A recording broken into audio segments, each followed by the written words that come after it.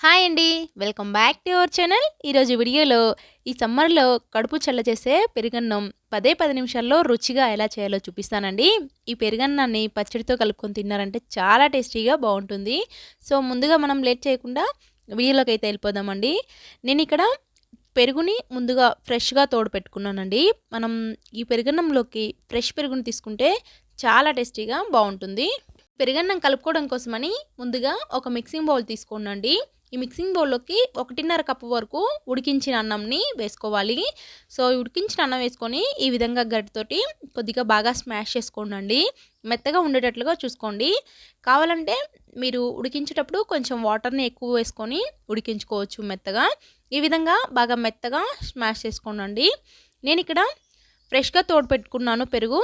మీ దగ్గర ఫ్రెష్ పెరుగు కానీ లేనట్లయితే కొంచెం పుల్లటి పెరుగునైనా తీసుకోవచ్చు. కాకపోతే టేస్ట్ అనేది అంత బాగోదండి.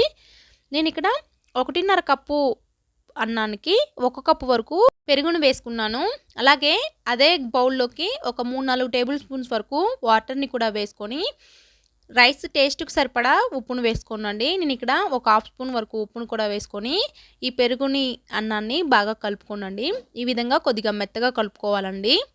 ఇలా కొద్దిగా జారుగా ఉంటేనే బావుంటుంది. ఒకవేళ మీకు పెరుగు కానీ సరిపోకపోతే ఇంకొంచెం కొద్దిగా ఎక్కువగా వేసుకోవచ్చు. నాకైతే ఇక్కడ 1.5 కప్పు రైస్‌కి 1 కప్పు పెరుగు సరిపోయిందండి.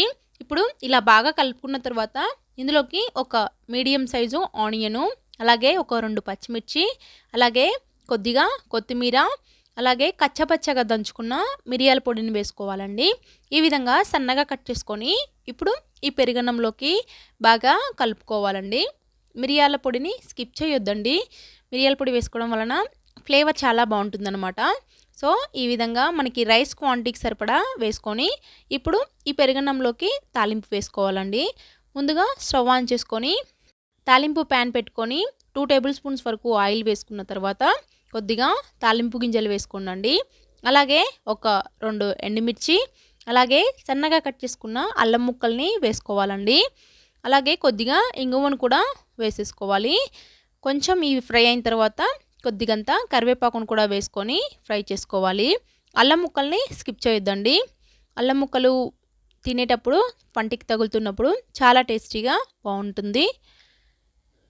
ఈ విధంగా ఫ్రై అయిన తర్వాత చూస్తున్నారు కదా, మాడిపోకుండా ఫ్రై చేసుకోవాలండి.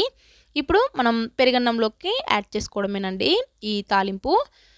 ఇప్పుడు పెరుగన్నానికి కలిసే విధంగా బాగా కలుపుకోవాలండి. మీకు ఇంకా కావాలంటే సన్నగా కట్ చేసుకున్న క్యారెట్, అలాగే పచ్చి బఠానీ ఉడికించుకొని అవి కూడా వేసుకోవచ్చండి. స్టార్టింగ్‌లో ఉల్లిపాయలు వేసేటప్పుడు కలుపుకొని ఈ తాలింపుని వేసుకోవడమే. చాలా టేస్టీగా 10 నిమిషాల్లో ఈజీగా చేసుకోవచ్చండి. ఫ్రెష్ పెరుగుని తీసుకుంటే చాలా బావుంటుందనమాట ఈ పెరుగన్నంలోకి. అలానే ఈ పెరుగన్నంలోకి తాలింపు వేసేటప్పుడు తాలింపులో కొద్దిగా ఇంగువని కూడా వేసుకోండి. ఫ్లేవర్ చాలా బావుంటుంది. అలాగే అరుగుదలకు కూడా చాలా మంచిదండి.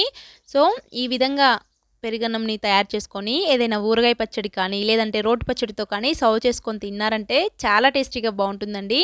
సో, మీరు కూడా ఇదే విధంగా ట్రై చేయండి. చాలా బావుంటుంది. ఇదండి ఈరోజు వీడియో. వీడియోని డెఫినెట్‌గా లైక్ చేయండి. కొత్తగా మన ఛానల్‌ని చూస్తున్న వాళ్ళు తప్పకుండా సబ్స్క్రైబ్ చేయడం మర్చిపోవద్దు. అండ్ మరొక మంచి వీడియోతో మీ ముందుంటాను.